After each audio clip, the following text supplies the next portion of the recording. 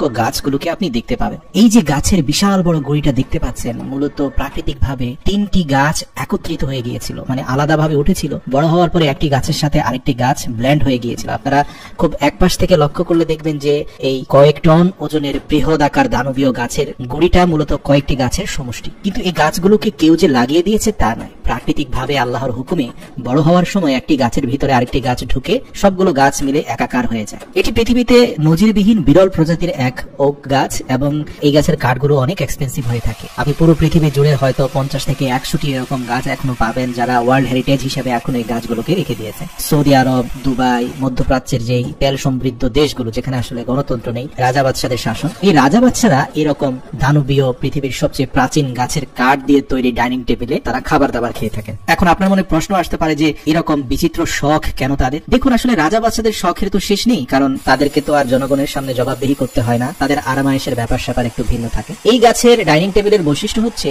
এটা কোনো জোড়া লাগানো কাঠ নয়, একটা সিঙ্গেল কাঠের উপরে পুরো টেবিলটা তৈরি করা হয়। আর এই কারণে এই ওক গাছের সিঙ্গেল উড ডাইনিং টেবিল গুলো পৃথিবীতে অনেক বেশি এক্সপেন্সিভ হয়ে থাকে, অর্থাৎ প্রয়োজনের তুলনায় অন্তত 50 থেকে 100 গুণ বেশি দাম হয়ে থাকে। কারণ পুরো টেবিলটা মূলত একটা দানবীয় বিশাল আকৃতির টেবিল হয়, আর সেই টেবিলে কোনো কাঠের সংযুক্তি থাকে না, মূলত একটি সিঙ্গেল কাঠকে সাইজ করে এই টেবিল গুলো বানানো হয়। আর এই টেবিল বানানোর জন্য পৃথিবীতে সেই রেয়ার 50 থেকে 100টি গাছের যে কোনো একটি কেটেই কিন্তু টেবিল গুলো বানাতে হয়। তো ইন্দোনেশিয়ার এই যে কাঠের গুঁড়িটি দেখতে পাচ্ছেন, এটাও পৃথিবীর রেয়ার একটা গাছের গুঁড়ি। তো শুরুতে আমরা দেখতে পাই যে অনেক বড় বৃহদাকার ক্রেনের মাধ্যমে এটাকে নির্দিষ্ট এরিয়াতে এনে স্থাপন করা হলো, যাতে সফট ফ্রেম গুলোকে অ্যাডজাস্ট করা যায়, অর্থাৎ যে করাত দিয়ে গাছের গুঁড়িগুলোকে রিসাইজ করে কাটা হবে, সেই করাত যেন গাছের গুঁড়িটাকে পারফেক্টলি নিজের মধ্যে অ্যাডজাস্ট করে সে যেন সেটাকে প্রপার ওয়েতে কাটিং করতে পারে, সেজন্য পুরো গাছের গুঁড়িটাকে নির্দিষ্ট মাপে সেট করা হয়। এই যে স্বয়ংক্রিয় করাটা, প্রিয় দর্শক, এটাও আরেকটা চমৎকার টুল, যেটার মাধ্যমে যে কোনো পজিশন থেকে যে কোনো গাছকে নির্দিষ্ট মাপে খুব সুন্দরভাবে কাট করা যায়। আপনারা দেখতে পাচ্ছেন যে উপর হোক নিচ হোক প্রত্যেকটি সাইজে এই যে একটা টুকরো কাটা হলো,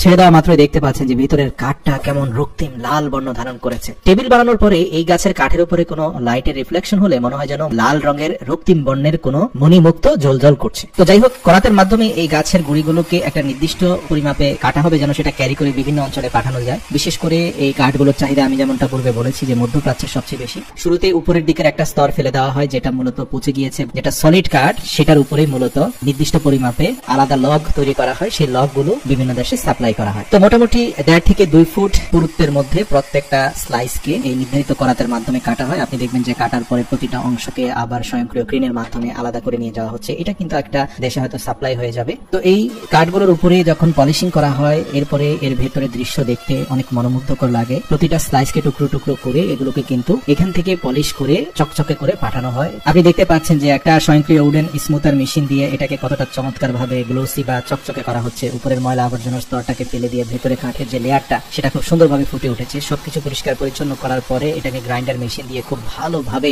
গ্রাইন্ড করে তার উপরে একটা কেমিক্যাল ছিটিয়ে দেওয়ার পরে দেখতে পাচ্ছেন যে লেয়ার গুলো কেমন স্পষ্ট ঝকঝক করছে। তার উপরে আরো কিছু কেমিক্যাল ছিটিয়ে এটার প্রোটেকশন তৈরি করা হয় যেন দীর্ঘ রাস্তা ক্যারি করার সময় এতে কোনো সমস্যা না হয়। প্রিয় দর্শক, ভিডিওটা ভালো লাগলে অবশ্যই প্রিয়জনদের সাথে শেয়ার করার অনুরোধ করছি।